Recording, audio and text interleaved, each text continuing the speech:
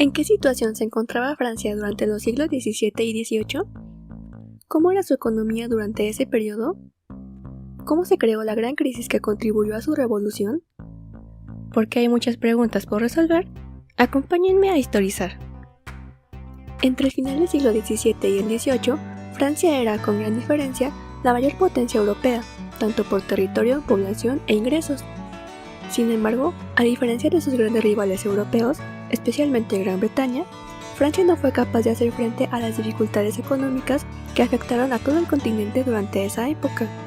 Desde el siglo XVI al XVIII, los países de Europa Occidental estuvieron sujetos a grandes golpes económicos debido a las frecuentes guerras libradas en el continente, y fue la financiación de las guerras tan frecuentes el problema financiero más importante de la monarquía francesa entre esos siglos. Los conflictos se financiaban principalmente con deuda, y no con dinero ya existente en el poder de la corona, pero sus ingresos rara vez eran suficientes para cubrir los costos de nuevas deudas de guerra. Y en lugar de pagar las deudas de los tiempos de guerra con los ingresos obtenidos en tiempos de paz, la monarquía entró en un déficit financiero después de la mayoría de las guerras, debido a que en cada una pedía grandes préstamos que no era capaz de pagar. ¿Puede darme dinero? Y si bien los fracasos militares y la mala economía después de las guerras fueron de importancia central, otro problema importante que llevó a la crisis fueron las instituciones y políticas económicas de Francia, que obstaculizaron su capacidad para proteger y desarrollar su economía. Al igual que otras grandes potencias que buscaban aumentar su influencia y establecer colonias en otros continentes, Francia necesitaba generar ingresos, pero su sistema económico tuvo múltiples problemas. La debilidad de sus instituciones económicas y fiscales fue uno de los problemas más grandes que contribuyó no solo a las dificultades de Francia para proyectar su poder en el extranjero, sino también a la crisis interior y al final al colapso de la monarquía. Esa situación se generó desde la era medieval. Con la expansión territorial de Francia en la Edad Media, el país absorbió nuevas regiones que tuvieron regímenes fiscales independientes. Con el tiempo, eso produjo una sensación de inequidad y a una gran resistencia a la imposición de nuevos impuestos en áreas alejadas y autónomas. Esa incapacidad de la corona para obtener nuevos impuestos ocurrió por la ausencia de una institución nacional que pudiera otorgar legitimidad a los nuevos impuestos. Además, el sistema de recaudación de impuestos estaba a cargo de contratistas que gozaban de considerable autonomía, por lo que no se atenían directamente a las políticas reales. Sus necesidades no son problema mío. Y los intentos por cambiar esta situación mediante reformas que trajeran cambios para mejorar la economía y atraer mayores ingresos resultaron extremadamente difíciles. En ocasiones, los monarcas intentaron nuevas reformas para lograr cambios en la economía, como sucedió con el reinado de Luis XIV, que logró una corona económicamente solvente en la segunda mitad del siglo XVII, porque pudo recaudar más ingresos sin recurrir a la bancarrota. Pero a largo plazo, estos cambios tuvieron un éxito limitado. A partir de la Guerra de Flandes y después con la Guerra de Sucesión Española, las empresas militares se encarecieron. Al final de la Guerra de Sucesión Española, hacia 1714, la corona ya estaba muy agotada económicamente. Por eso, buscando ayuda financiera, en 1720, el escocés John Law fue nombrado controlador de las finanzas del país por el regente Felipe de Orleans. Law propuso como estrategia para disminuir la deuda, además de acuñar más moneda, producir papel moneda y títulos de crédito con un valor superior a los metales preciosos. También fundó el Banco General, un banco de emisión de acciones, y la Compañía de Occidente, con derechos de monopolio sobre la explotación de Luisiana. Luego se invitó al público a canjear deuda por acciones de esa nueva empresa. El sistema de Law parecía comenzar a ayudar a mejorar la gran deuda de la nación francesa, pero la inflación inducida por la expansión bancaria y por la gran cantidad de papel moneda impresa, llevó a Law a intentar controlar los precios de las acciones y las tasas de interés, creando así una inflación aún mayor que afectó a todos los estratos sociales. Además, la burbuja especulativa producida luego de la compra masiva de acciones no tardó en explotar, lo que produjo el colapso del sistema en 1720. Los precios de las acciones y los billetes se desplomaron, y aún así, el valor de la deuda no se redujo mucho. Esto ya no es divertido, es triste.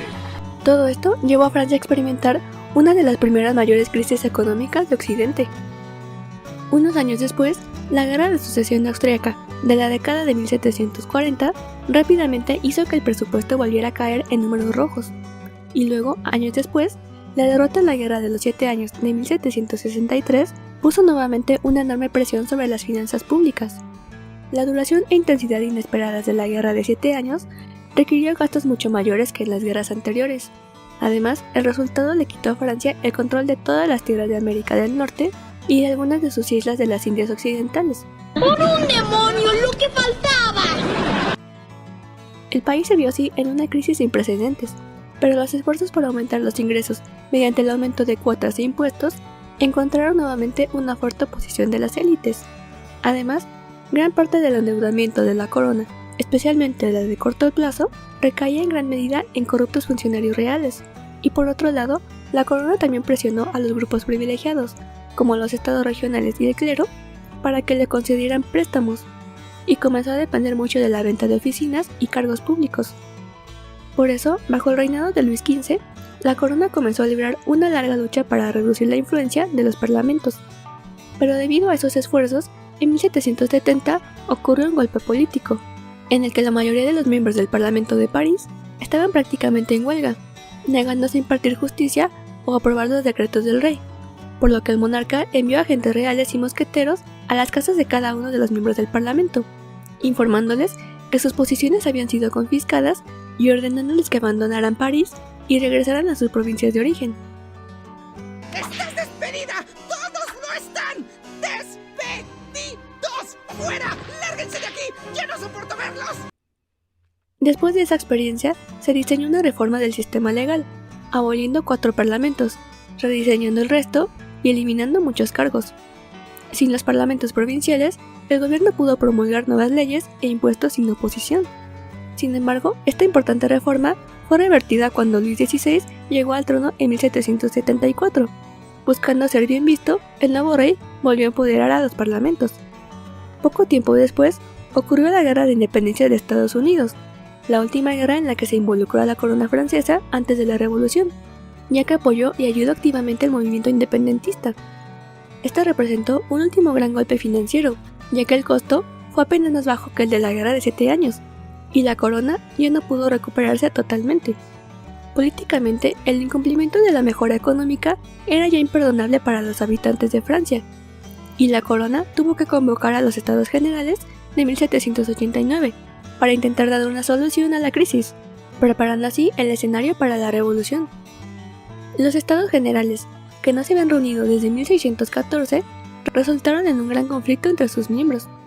Los representantes del tercer estado, el popular, se opusieron a los deseos del segundo y primer estado, que representaban a la nobleza y al clero. Algunos miembros de estos últimos se unieron al tercer estado y formaron la Asamblea Nacional. Así se quisieron desmantelar los estamentos tradicionales del reino, para sustituirlos por una asamblea única que representara a todo el pueblo. Esa propuesta fue respaldada por los sectores populares del país. Pero ante esto, el rey Luis XVI suspendió los estados generales y prohibió su entrada a los representantes del tercer estado. Sin embargo, esa reacción del monarca enardeció a los habitantes de la ciudad, y todavía más ante los rumores de que el rey había decidido reprimirlos militarmente, así como por el alza del precio del trigo y el pan, que ya había generado gran descontento popular por un largo tiempo. Como parte de las manifestaciones se encuentra lo que marca tradicionalmente el estallido de la Revolución Francesa, la toma del edificio de la Bastilla, una fortaleza a prisión, y a la que el pueblo acudió para proveerse de armas y municiones, iniciando así la etapa de la Revolución Francesa. Gracias por ver el video de hoy. Los espero en la próxima ocasión para seguir respondiendo más preguntas históricas. ¡Chao!